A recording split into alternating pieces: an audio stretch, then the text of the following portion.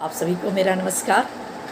आज पुनः प्रस्तुत हूँ एक अमृतवाणी के साथ। मित्रों, संसार में सब अधिक दिनों तक जीना चाहता है, सब ऐश्वर्यवान धनवान बनना चाहता है, सब रिच बनना चाहता है, अपने जीवन को सुखी बनाना चाहता है। लेकिन इसका फॉर्मूला हमारे ऋषि मुनियों ने दिया है।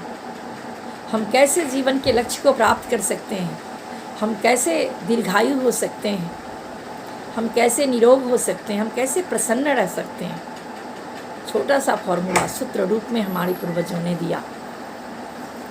अभिवादनशीलस्य नित्यं वृद्धोपसेविनः चत्वारि तस्य वर्धन्ते आयुर्विद्या यशो बलम्। आयु विद्या यशो और बल, आयु विद्या यश और बल को कैसे आप बढ़ा सकते हैं, कैसे आप यशस्वी हो सकते हैं समाज में, कैसे आप दीर्घायु हो सकते हैं, कैसे आप बलवान हो सकते हैं, कैसे आप विद्वान हो सकते हैं। ये बहुत महत्वपूर्ण चीज़ें हैं हमारे जीवन में जो हर कोई चाहता है। लेकिन हर कोई चाहता है ये चीज़ हमें जादू से मिल जाए। नहीं, कोई भी जादू नहीं होता इस संसार में। अगर कोई आपको कहता है कि जादू से मिल जाता है तो वह गलत आपको दिग्भ्रमित कर रहा है।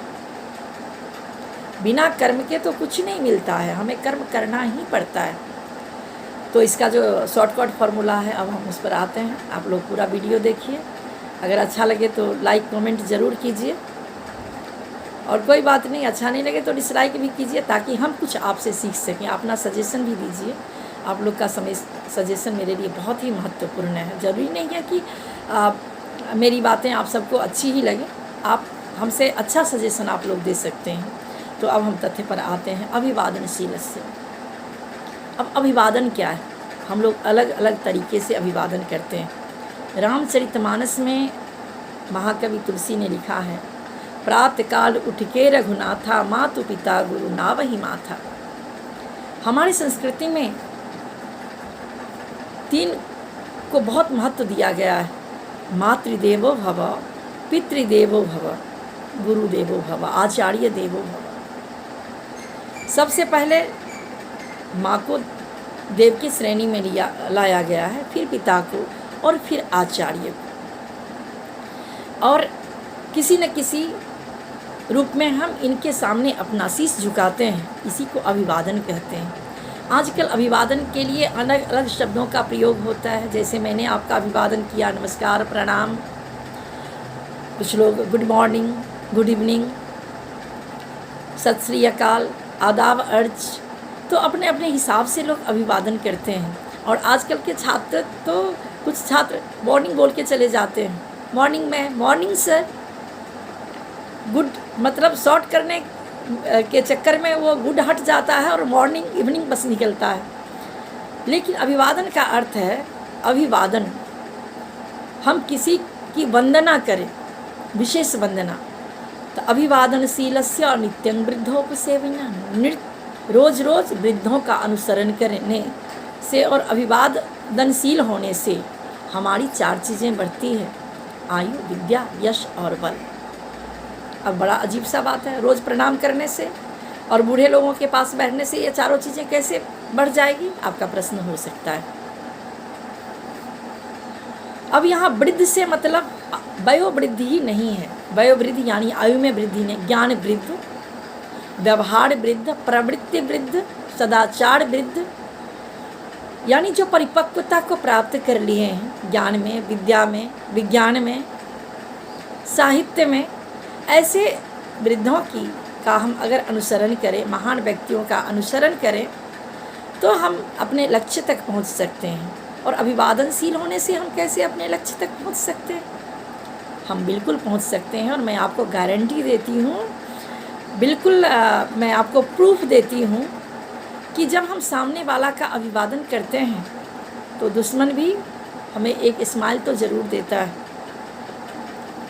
बहुत चीज़ें जो बुरी चीज़ें हैं उसका निराकरण हम अभिवादन करने से कर लेते हैं। यानी सामने वाला जब प्रसन्न होता है तो हमें प्रसन्नता अपने आप मिलती है। और जब मन प्रसन्न होता है तो विज्ञान के छात्र भी जानते होंगे कि जब हम खुश होते हैं तो हमारे में अलग हार्मोन बनता है। जब हम क्रोध में होते हैं तो हमारे शरीर के अंदर भी उसी तरह का रिएक्शन भी होता है।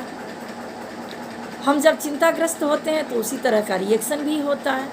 तो जब हम खुश होते हैं और दूसरों को जब हम खुश करते हैं तो हम स्वतः खुश होते हैं, और जब हम खुश होते हैं तो हमारे अंदर सकारात्मकता का विकास होता है, हमारा मन प्रफुल्लित होता है और हम अपने काम में अधिक मन लगाते हैं, अपने आप को अधिक जोड़ते हैं और तनाव का अंत हो जाता है। और जब तनाव ख़त्म हो जाता है तो हम अपने काम को पूरे मनोयोग से करते हैं। अभिवादनशीलस्य का अर्थ समझ गए होंगे। नित्यं वृद्धोपसेविनः, वृद्धों का अनुकरण रोज करें। अभी मैंने वृद्धों की बात कही। वयोवृद्ध के पास भी जीवन का अनमोल अनुभव है। आपके दादाजी, आपके नाना जी, आपके ताऊ जी, समाज में जितने भी हमारे वयोवृद्ध हैं उन्होंने बहुत समय देखा है, समय के उतार चढ़ाव को देखा है, तो उनसे आप अनुभव ले सकते हैं। जो ज्ञान वृद्ध हैं उनसे ज्ञान सीख सकते हैं। जो विज्ञान वृद्ध हैं, बड़े बड़े वैज्ञानिक हैं, तो हम अगर वृद्धों का अनुकरण करें रोज़ तो उनकी 4 चीज़ें बढ़ती हैं। आयु, अगर तनाव नहीं होगा तो आयु अपने आप बढ़ेगी। जब हम दीर्घायु होंगे तो प्रसन्न भी रहेंगे, रोग भी नहीं होगा, कोई निगेटिव रिएक्शन भी हमारे शरीर में नहीं होगा, मन में नहीं होगा तो शरीर में नहीं होगा। आप जानते हैं कि शरीर हमारा मन से कितना जुड़ा हुआ है। हमेशा जो हमारा सेंस ऑर्गन्स है हमारे वर्क ऑर्गन्स पर हावी रहता है। आप समझते हैं वर्क ऑर्गन्स और सेंस ऑर्गन्स क्या है। तो सेंस ऑर्गन्स हमारे वर्क ऑर्गन्स पर हावी रहता है। हमारा मन 10 इंद्रियों का स्वामी है। अगर हमारा मन सकारात्मक है तो हम बिल्कुल सकारात्मक काम करेंगे। अगर कोई व्यक्ति एक दिन सिनेमा देखने से 4 दिन उसके बारे में सोचता रहता है, अगर गांधी जी सत्य हरिश्चंद्र नाटक देख करके जीवन में सत्य अहिंसा को अपनाया तो हम भी आज ऐसा हो सकता है हमारे साथ भी, क्योंकि हम जैसा देखते हैं, जैसा सोचते हैं, उसी का प्रभाव हमारे काम पर पड़ता है। तो अगर हम अभिवादनशील बन जाएं, अपने बच्चों को अभिवादनशील बनाइए, छात्र अभिवादनशील हों। जितना वो अभिवादनशील होंगे उतना ही कम तनावग्रस्त रहेंगे, वृद्धों के अनुकरण में रहेंगे तो उतना ही विद्वान बनेंगे और उनका आयु, विद्या, यश और बल इस प्रकार से बढ़ेगा। हमारे ऋषि मुनि कोई हवा में कोई बात नहीं करते थे, उनके पास बहुत अनुभव था। 4 वर्ण और 4 आश्रम की चर्चा मैं दूसरे वीडियो में करूँगी। कितना हमें दिग्भ्रम है वर्ण व्यवस्था को लेकर के और कितना दिग्भ्रम है हमें आश्रम। ये दोनों चीज़ें हमारे समाज की जड़ को मजबूती से पकड़े हुए था। जाते जाते मैं ये बता दूंगी कि हमारे यहाँ जो वर्ण व्यवस्था थी, जन्मना जायते शूद्रा कर्मणा ब्राह्मण उच्यते। शूद्र से ब्राह्मण तक की जो दूरी थी वह हमारा कर्म तय करता था, हमारा जन्म तय नहीं करता था।